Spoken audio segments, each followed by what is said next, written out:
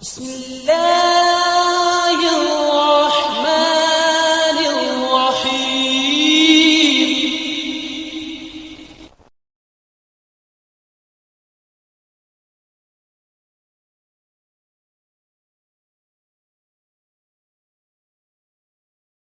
الحمد للہ وحدہ والصلاة والسلام علی من لا نبی بعد اما بعد فاعوذ باللہ السمیع العلیم من الشیطان الرجیم بسم اللہ الرحمن الرحیم۔ سورہ محمد صلی اللہ تعالیٰ علیہ وسلم، اس سورہ مبارکہ کے دو مشہور نام ہیں، ایک سورہ محمد اور دوسرا سورۃ القتال۔ اس صورت میں 4 رکوع ہیں، 38 آیتیں ہیں، 558 کلمات ہیں اور 2475 حروف پر یہ سورہ پاک مشتمل ہے۔ اس سورہ پاک میں اللہ تعالیٰ نے مسلمانوں کو جہاد کا حکم ارشاد فرمایا، جہاد کی فرضیت، اس لیے اس کو سورۃ القتال جنگ والی صورت بھی کہتے ہیں، جس میں جنگ کے احکام نازل ہوئے۔ سرزمین مکہ پر جب مسلمانوں کا ناطقہ بند کر دیا گیا اور مشرکین مکہ نے اپنی اذیت کا ہر تیر چلایا،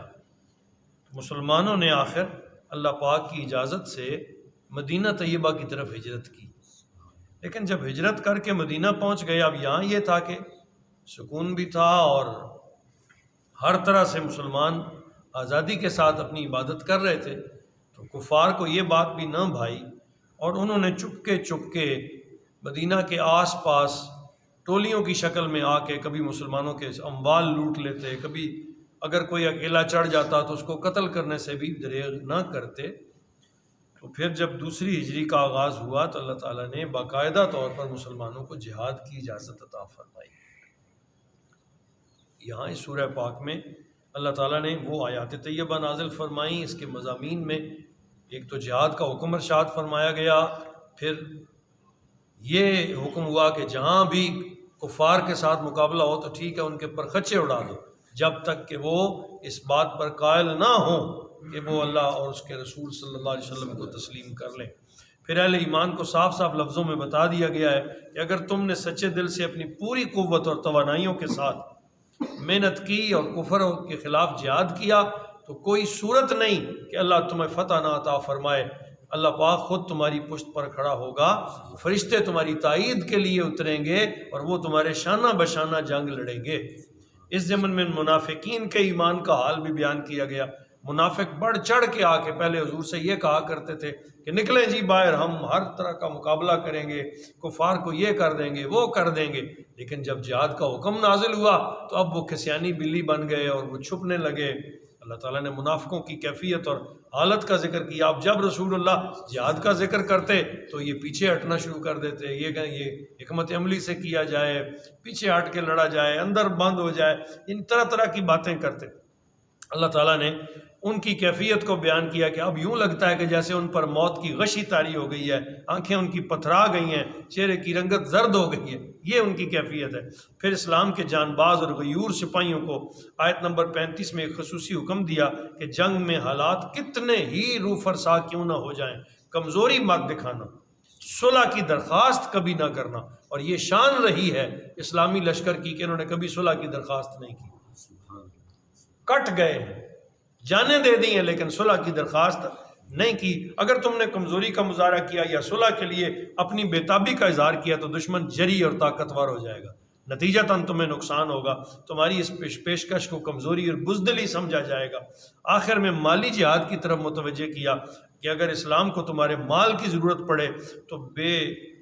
ریا ہو کر بڑی دریا دلی کے ساتھ اس کو پیش کرو۔ اگر تم نے مال خرچ کرنے میں بھی بخل سے کام لیا تو اللہ تعالیٰ کو تو کوئی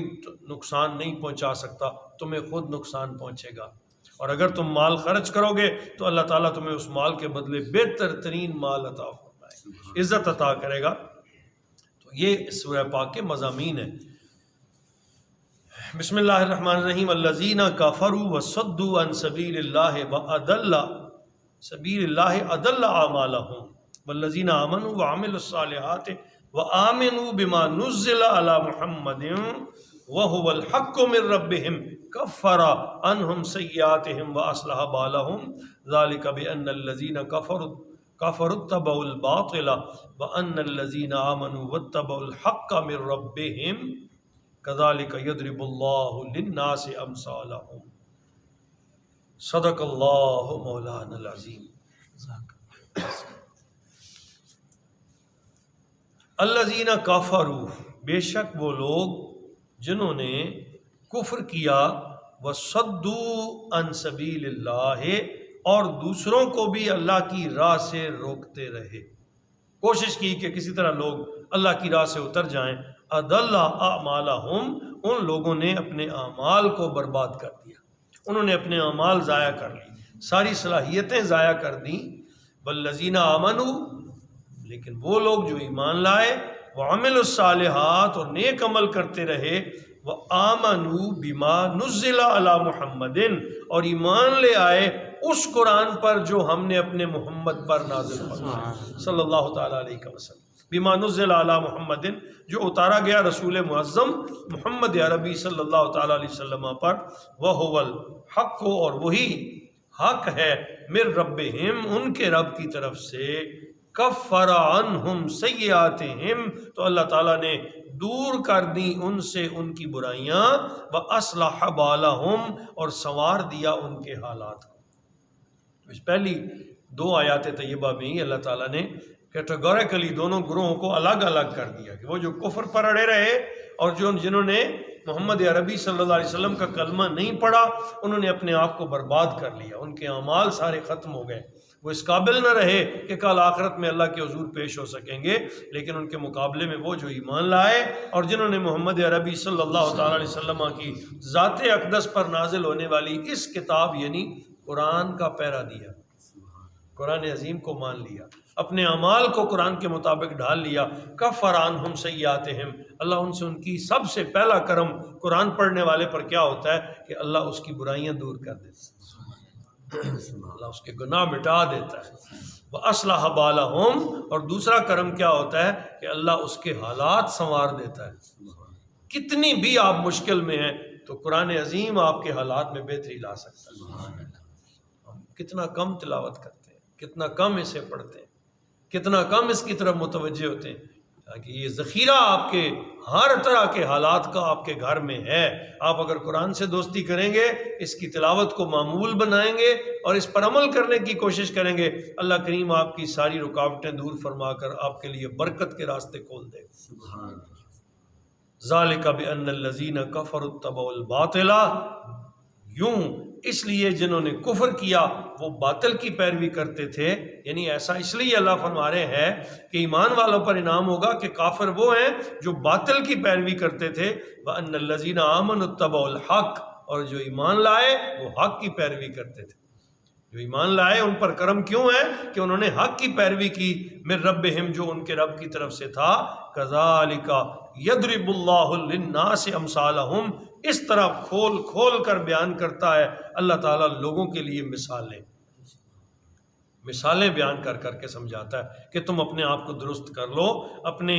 ذات کو، اپنے کردار کو حضور نبی کریم صلی اللہ تعالیٰ علیہ وسلم کی ذات اقدس پر اترنے والی کتاب اور آپ کی سنت کے موافق کر لو، تمہاری زندگی میں برکتیں داخل ہو جائیں گی۔ وما علینا الا البلاغ المبین۔ چلا اب 4 نمبر آیت سے وہ حکم شروع ہوگا، کل ہم اسے پڑھیں گے کہ کس طرح اللہ تعالیٰ نے جنگ کا حکم دیا اور اس پر کیسے کیسے انعام ذکر فرمائے۔